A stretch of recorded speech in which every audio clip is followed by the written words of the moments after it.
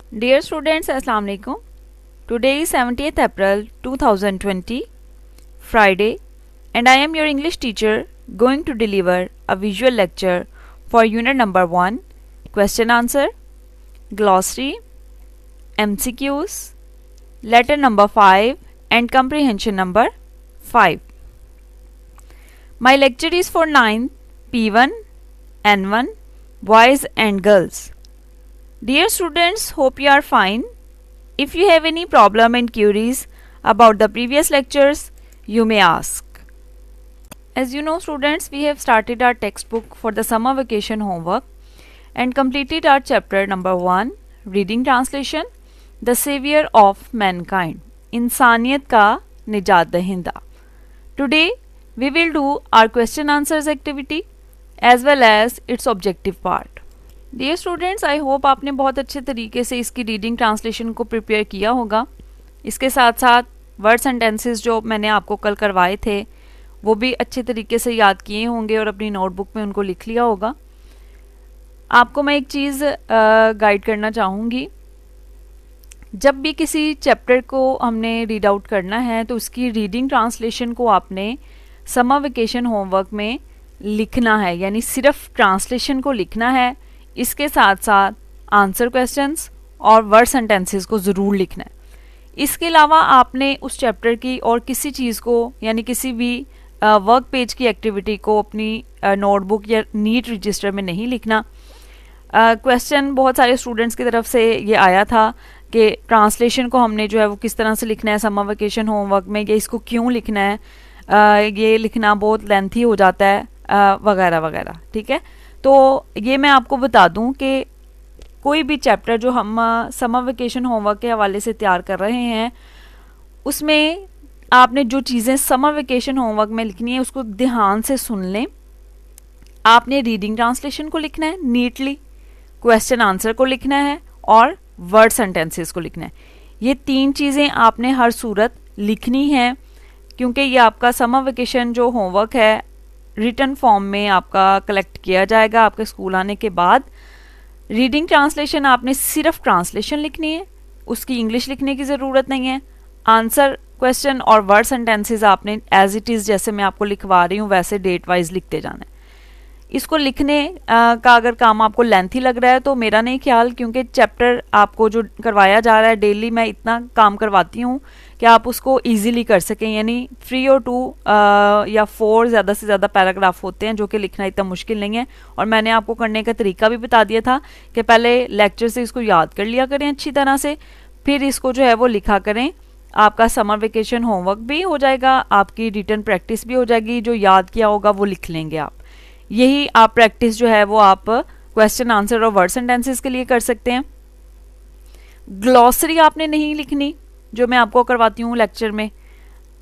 Objective part आपने नहीं लिखना जो मैं आपको करवाती हूँ अपने लेक्चर के दौरान, या कोई भी वर्क पेज जो आपको करवाती हूँ किसी भी चैप्टर का वो आपने नहीं लिखना.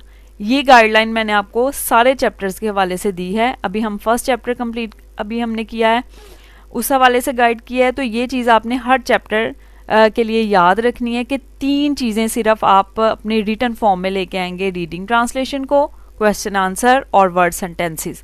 मेरा ख्याल है कि अब आपको ये बात सही तरह से क्लियर हो गई होगी. अगर अभी भी किसी बच्चे को समझ नहीं आई ये बात तो वो दोबारा पूछ सकता है, लेकिन 3 चीज़ें बार बार बता रही हूँ कि आप लिखेंगे. ठीक है, इसके अलावा जैसा कि आज मैंने ग्लॉसरी करवानी है, आपको ऑब्जेक्टिव के हवाले से MCQs करवाने हैं, तो ये लिखने की ज़रूरत नहीं है, ये सिर्फ आप याद करेंगे.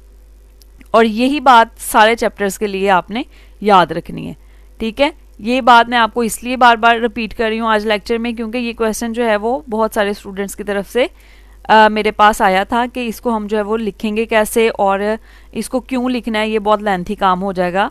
तो आपकी अपनी प्रैक्टिस है जो आपके लिए जो है वो खुद के लिए फ़ायदा होगी. अच्छा जी, क्वेश्चन आंसर आज हमने शुरू करने हैं यूनिट नंबर 1 के. इनको आपने date wise margin line draw करके नीटली पेन और मार्कर, ब्लू पेन और मार्कर का यूज़ करते हुए लिखेंगे अपनी नीट नोटबुक या रजिस्टर पे. क्वेश्चन आंसर के हवाले से मैं आपको गाइड कर दूं एक बात.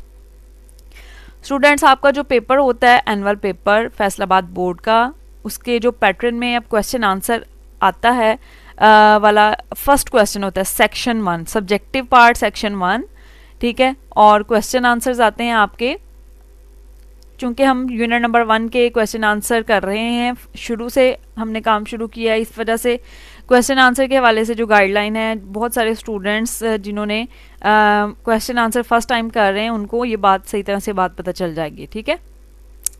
आपके पास 10 मार्क्स का यानी 10 नंबर का एक सवाल आता है, पहला ही क्वेश्चन होता है आपके सब्जेक्टिव पार्ट में section 1, answer the following question, ठीक है। आंसर यानी 5 ऑफ द फॉलोइंग क्वेश्चन होती है इसकी प्रॉपर स्टेटमेंट, यानी 5 सवाल करें दिए गए सवालों में से, 8 होते हैं यानी 5 आउट ऑफ 8 आपने क्वेश्चंस को अटेम्प्ट करना है, जिसमें से हर क्वेश्चन के 2 मार्क्स होते हैं, ठीक है। यानी 5 करने हैं तो 2 करते हुए 2 नंबर का सवाल होते हुए आपके कितने मार्क्स बन जाएंगे 10, जो कि 90% जो है वो आपकी एक्सरसाइज में से आता है। रेशो इसकी कुछ इस तरह से होती है कि 70% अगर एक्सरसाइज में से आ रहा है तो 30% आपका ब्लॉक क्वेश्चंस में से आ रहा है, और अगर 80% आपका एक्सरसाइज में से आ रहा है तो 20% आपका जो है वो ब्लॉक में से आ रहा है। अब ब्लॉक क्वेश्चंस क्या हैं, आपके जहन में ये सवाल आया होगा। आप जब टेक्स्ट बुक अपनी देखते हैं तो रीडिंग ट्रांसलेशन करते हुए आपने देखा होगा कि साइड पे बॉक्स बने होते हैं छोटे छोटे, ठीक है, और उन बॉक्स में कुछ क्वेश्चंस लिखे होते हैं, उनको हम बॉक्स क्वेश्चंस या ब्लॉक क्वेश्चन वो कहते हैं, या फिर टेक्स्ट क्वेश्चंस भी कहते हैं। एक्सरसाइज वाले क्वेश्चन एक होते हैं जो कि हर चैप्टर के आखिर पे आते हैं, और एक जो टेक्स्ट के दौरान में आते हैं वो आपके टेक्स्ट वाले क्वेश्चंस होते हैं। अगर आते हैं फ़र्ज़ करें 8 सवाल हैं, तो रेशो जो मैंने आपको बताई है वो कुछ इस तरह से होगी कि अगर 8 सवाल में से 5 सवाल एक्सरसाइज में से आ रहे हैं तो 3 आएंगे टेक्स्ट में से, ठीक है, यानी जो ब्लॉक से बने हुए हैं आपके बॉक्स बने हुए हैं चैप्टर के अंदर। अगर आएंगे 6 सवाल एक्सरसाइज में से तो 2 आएंगे आपके चैप्टर के अंदर से, यानी कि आप 80-20 की रेशो याद रखें और 70-30 की रेशो याद रखें, ठीक है। मेरा ख्याल है कि आपको पैटर्न समझ आ गया होगा। इसमें जो है वो आप क्या करते हैं कि एक्सरसाइज वाले क्वेश्चन हम जो है वो कम्प्लीटली करते हैं, जो हमारे बॉक्स क्वेश्चंस होते हैं यानी जो चैप्टर के अंदर आते हैं उनको हम सिलेक्टिव तैयार करते हैं, यानी वो क्वेश्चन सिर्फ हम करेंगे जो कि बोर्ड में फैसलाबाद बोर्ड में बार बार रिपीट होते हैं। लेकिन एक्सरसाइज वाले क्वेश्चंस में हम कोई भी किसी किस्म की चॉइस नहीं रखते, चाहे आपके पेपर में 3 जो है वो क्वेश्चंस की चॉइस होती है, फिर भी हम जो है वो कंप्लीट सारा जो जितने भी चैप्टर्स हैं सिलेबस में वो सारे चैप्टर के एक्सरसाइज वाले क्वेश्चंस अच्छी तरह से करते हैं। समझ आ गई ये बात की। अब उसके बाद आ जाएं यूनिट नंबर 1 के क्वेश्चन आंसर्स की तरफ। आप जो आपको मैं P1 को नोट्स दिए हुए हैं वही आपने नोट्स प्रिपेयर करने हैं क्वेश्चन आंसर और वर्ड सेंटेंसेस के लिए। N1 के कुछ स्टूडेंट्स ऐसे हैं जो कि बिल्कुल न्यू कमर से, उन्होंने अभी तक नोट्स शायद नहीं ख़रीदे थे, तो उनके लिए चूँकि हमारा काम सेम रहे P1 N1 का, आपको मैंने ये रिटन फॉर्म में प्रोवाइड किए हैं। आपने अपनी नोटबुक पे इसीलिए लिखना है कि आपके वो नोट्स प्रिपेयर हो जाएं और आपको परचेज़ करने की फिर ज़रूरत ना पड़े, ठीक है, और आपका लॉस भी ना हो और काम भी सेम रहे।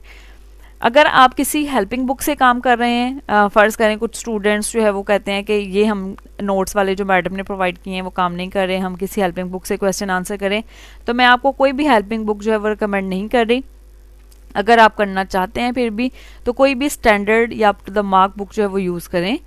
बेहतर ये है, बहुत ज़्यादा बेहतर ये है कि आप जो है वो जो मैं आपको नोट्स प्रोवाइड कर रही हूँ क्वेश्चन आंसर की फॉर्म में, यही अपने पास नोट डाउन करें, ठीक है, क्योंकि समर वेकेशन होमवर्क भी आपका यही वाला चेक होगा।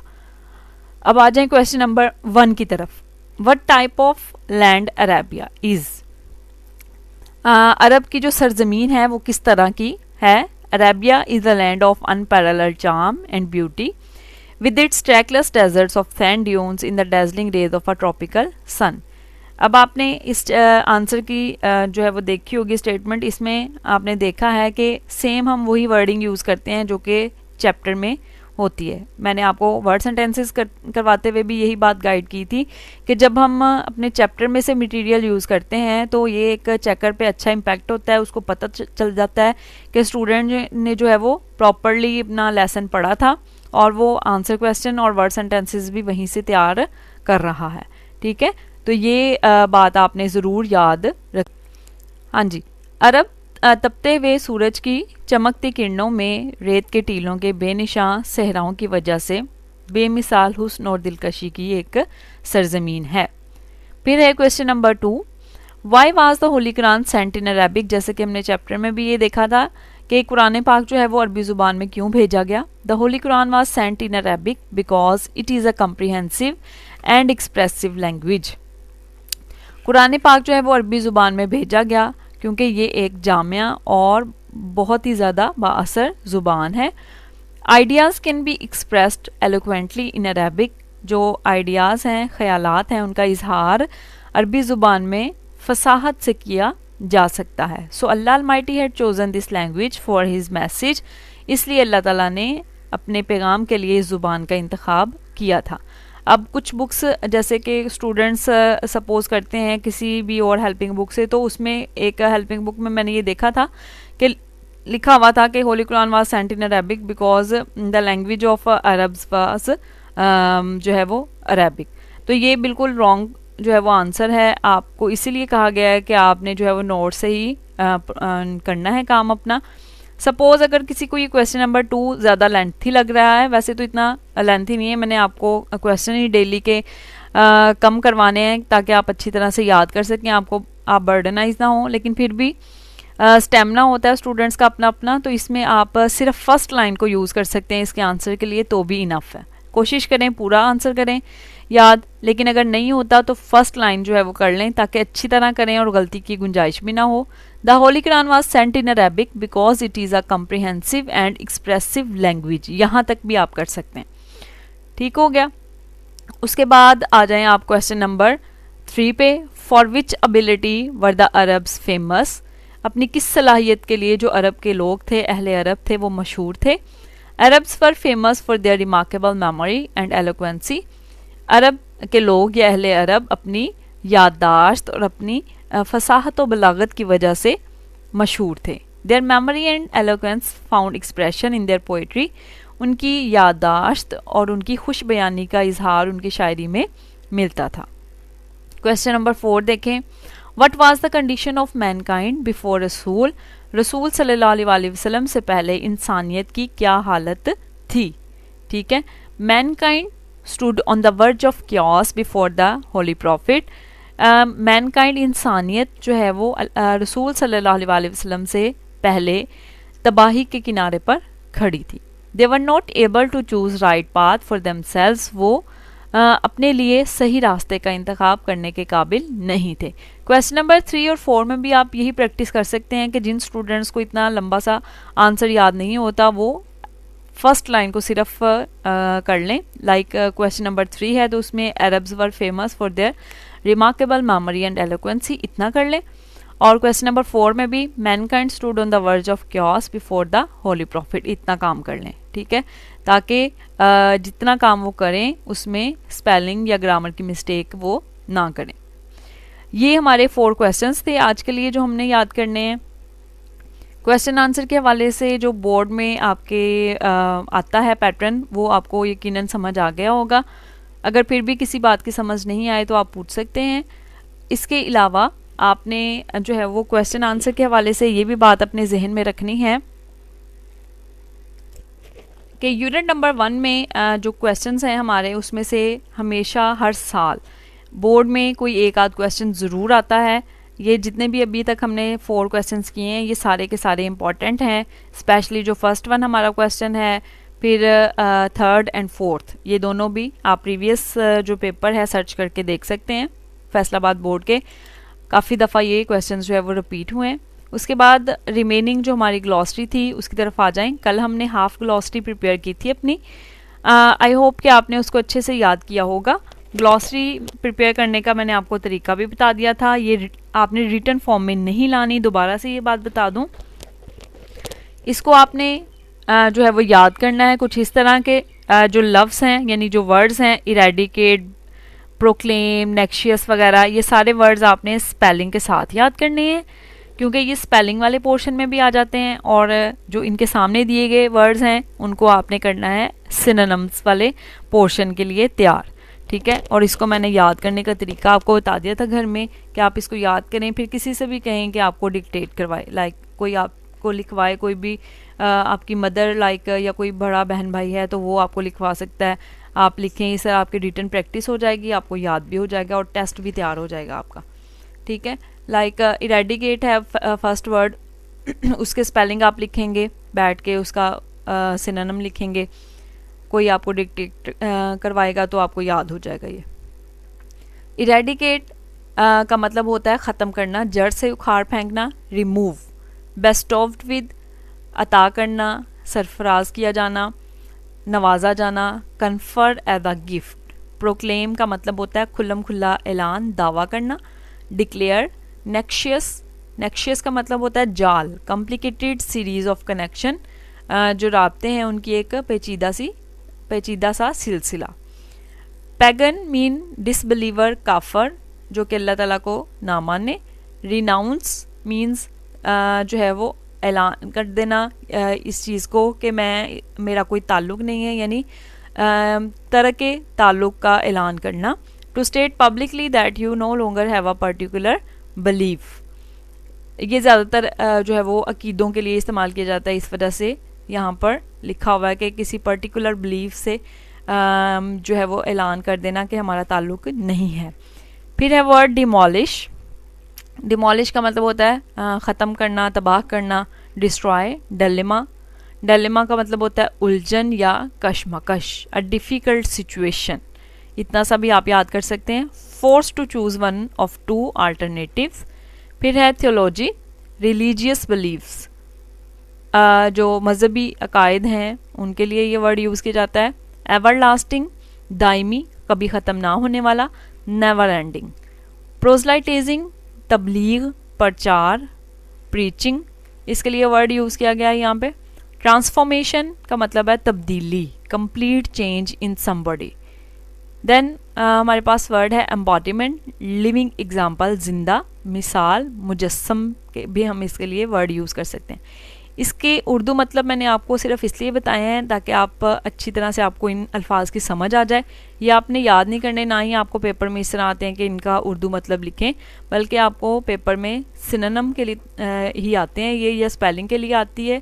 ग्लॉसरी तो आपने इसको इस तरह से याद करना है, ठीक है। ये हमारी ग्लॉसरी कल हमने हाफ़ की थी और रिमेनिंग हमने आज की है, ये हमारी कंप्लीट हो गई है। उसके बाद आ जाएं अब हम अपने ऑब्जेक्टिव पार्ट की तरफ। यूनिट नंबर 1 का जो ऑब्जेक्टिव पार्ट है, दो तरीके से हम इसको तैयार कर रहे हैं फ़िलहाल।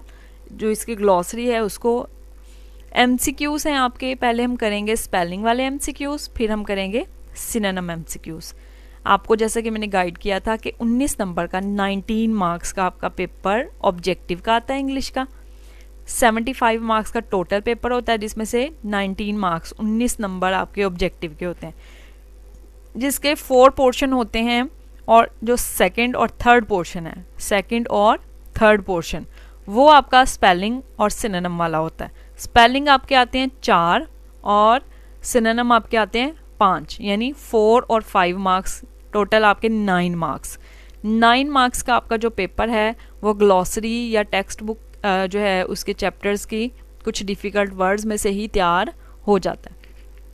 तो आप रीडिंग ट्रांसलेशन को अच्छी तरह से तैयार कर लेते हैं और ग्लॉसरी को अच्छी तरह से तैयार कर लेते हैं, तो आपका ये 9 मार्क्स का जो पेपर है वो तैयार हो जाता है। अच्छा जी, चैप्टर नंबर 1 की हम MCQs को देखते हैं। Choose the words with correct spellings. वैसे तो ग्लॉसरी को आप एज इट इज़ तैयार कर सकते हैं, सिर्फ आपकी प्रैक्टिस के लिए ये मैंने आपको स्पेलिंग कुछ इस तरह से दिए हैं, आपको ये बताने के लिए कि पेपर में ये किस तरह से आता है।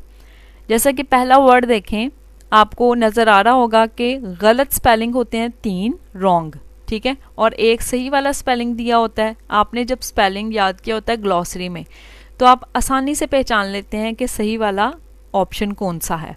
जैसे वर्शिप है, तो वर्शिप में देखें आप, बी ऑप्शन इसका ठीक है, मैंने इस पे टिक भी किया हुआ है सही वाले आंसर्स पे। फिर है वर्शिप सी, आप देख रहे हैं जो सही वाला ऑप्शन है वही मैं बोलती जाऊंगी। सेकंड MCQ है हमारा रिस्ट्रेन। रिस्ट्रेन के स्पेलिंग बी ऑप्शन के ठीक हैं। उसके बाद है थर्ड आपका केयरलेस। केयरलेस ए ऑप्शन आपका ठीक है, CARELESS केयरलेस। देन हमारे पास वर्ड है फोर्थ सेवियर। सेवियर में SAVIOUR सेवियर बी ऑप्शन ठीक है आपका। फिफ्थ है आपका MCQ ट्रैवलर्स। ट्रैवलर्स में आप देख रहे हैं कि सी ऑप्शन आपका ठीक है, TRAVELLERS travellers. Sixth MCQ preaching, PREACHING preaching A option ठीक है।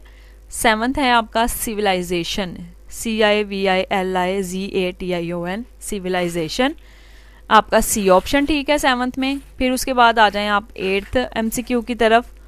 मैसेज है आपका word, MESSAGE message B option ठीक है। फिर उसके बाद हैं ninth MCQ believes, BELIEVES believes B option ठीक है आपका। फिर टेंथ जो है वो MCQ की तरफ आए आप। वर्ड्स आपका वर्ड ठीक है, VERGE वर्ड्स ठीक है, टेंथ MCQ आपका है ये। स्पेलिंग आपको जैसा कि समझ आ गए हैं कि किस तरह से आपके पेपर में एनुअल में आते हैं और आपने इनको किस तरह से तैयार करना है।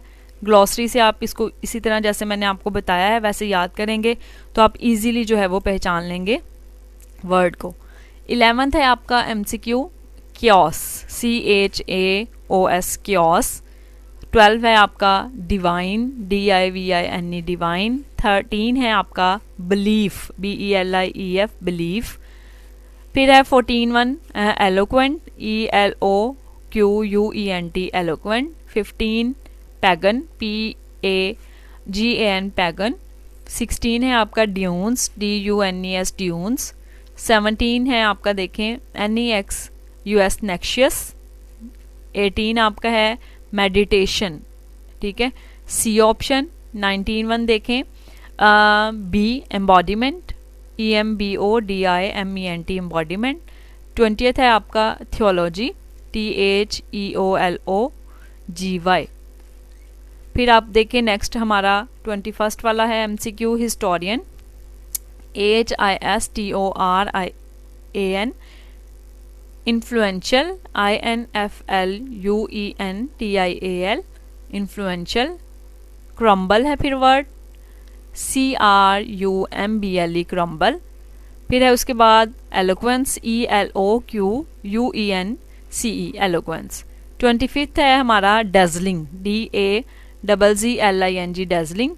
अच्छा, इनके सामने आपको कुछ नज़र आ रहा है लाइक फर्स्ट है तो MLT 2015, 2018, RWP, ये सारे ना बोर्ड्स में रिपीट हुए हैं, वो मेंशन किए हुए हैं कि रावलपिंडी बोर्ड, डेरा गाजी खान मुल्तान में इस सन में ये आए थे ठीक है।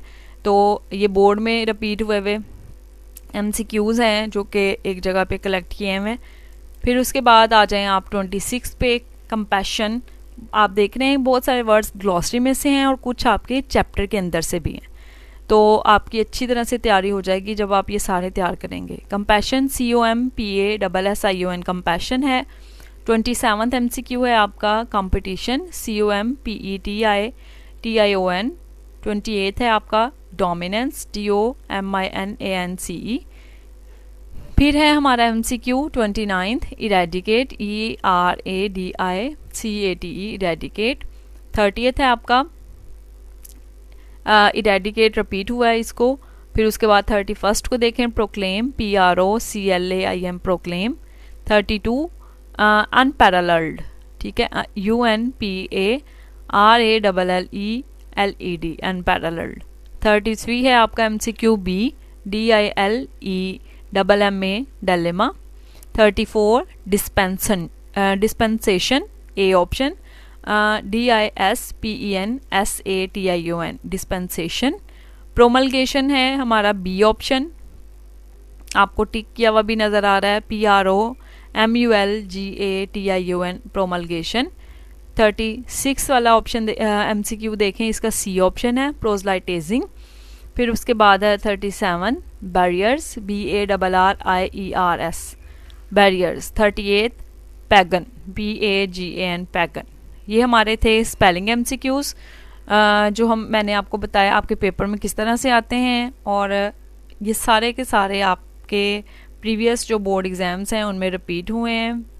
ये लास्ट 2 देखें, जैसे FSD लिखा है, फैसलाबाद बोर्ड। इसी तरह से डिफरेंट बोर्ड मेंशन किए हुए हैं, आपने इनको अच्छी तरह से तैयार कर लेना है अपने टेस्ट के लिए भी, अपने एनुअल पेपर के लिए भी। लिखना आपने MCQs को नहीं है, बार बार ये बात बता रही हूँ। Choose the correct meanings of the underlined words. अब आ जाते हैं सिनोनिम वाला जो पोर्शन हमने डिस्कस किया था कि 5 नंबर का आपके पेपर में आता है। उसमें कुछ इस तरह से होता है कि आपके चैप्टर में से ही कुछ एक लाइन, सपोज फर्स्ट लाइन है, देखें, in the 5th and 6th centuries Mankind stood on the verge of chaos। Chapter में से ली गई हुई एक लाइन है और जो डिफ़िकल्ट वर्ड होता है उसको अंडरलाइन किया होता है और उसका सिनोनिम जो है वो पूछा गया होता है MCQ की फॉर्म में। तो आपने chaos का मतलब जब याद किया होगा सिनोनिम, तो आप इसको आइडेंटिफाई कर सकते हैं। अंडरलाइन लफ्ज़ जो होता है, अंडरलाइन या इन्वर्टेड कोमास में जो वर्ड दिया गया होता है उसी को हमने जो है वो देखना होता है।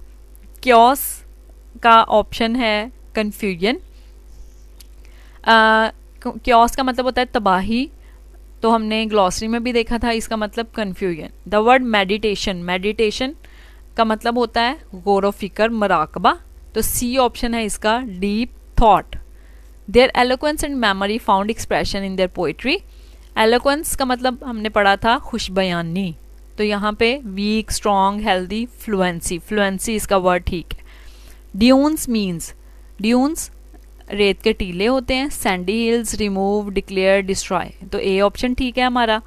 आई shall not abandon the true faith, abandon give up, तरक कर देना। The Arabs possessed a remarkable memory, remarkable शानदार, ठीक है, शानदार, डेंजरस, बोरिंग, इम्प्रेसिव, फेमस, इसमें से इम्प्रेसिव ठीक है हमारा। वर्ड प्रोक्लेम का मतलब होता है दावा करना, खुल्लम खुल्ला ऐलान करना। डिक्लेयर, ठीक है, ये वर्ड ठीक है। रिक्वेस्ट, रिस्पॉन्स, फॉरबिड, इसमें से हमारा ऑप्शन है C ठीक। द वर्ड इरेडिकेट मीन्स जड़ से उखाड़ फेंकना, ख़त्म कर देना। रिमूव, B ऑप्शन है। वर्ज मीन्स एज यानी किनारा या दहाना। Arabia is the land of unparalleled charm and beauty, unparalleled का मतलब होता है अनमैच्ड। फिर उसके बाद है Ashfaq Ahmad was a famous writer, famous का मतलब होता है वेल नोन। पैगन, पैगन का मतलब होता है डिसबिलीवर।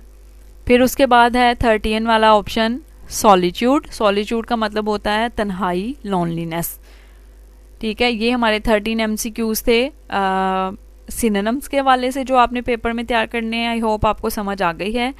MCQs सिनोनिम्स वाले भी आपने अपने पेपर समर वेकेशन होमवर्क में नहीं लिखने, MCQs कोई भी नहीं लिखने आपने। ये चैप्टर नंबर 1 की जो है वो स्पेलिंग और सिनोनिम के हवाले से हमने तैयारी की है आज ऑब्जेक्टिव पार्ट की। इसके बाद हम वर्क पेजेस में से जो एक्टिविटीज़ आपके पेपर के हवाले से इंपॉर्टेंट हैं उनको डिस्कस करेंगे। देन हमारा चैप्टर नंबर 1 जो है वो कंप्लीट हो गया। जो रिमेनिंग क्वेश्चन आंसर हैं वो हम कल वाले लेक्चर में इंशाल्लाह रिपीट करेंगे। उसके बाद हम कर रहे हैं as you know grammar and composition से काम अपना कंप्रीहेंशन का और लेटर्स का, ठीक है। तो लेटर और कंप्रीहेंशन जो हमने कल की थी वो आपको आई होप के समझ आ गई होगी, उसको आपने अच्छे से याद कर लिया होगा और उसकी रिटन प्रैक्टिस भी की होगी, लिख के भी याद किया होगा। कंप्रीहेंशन पैसेज नंबर आज हमने जो करना है 5 है। कंप्रीहेंशन जो 5 है उसके बारे में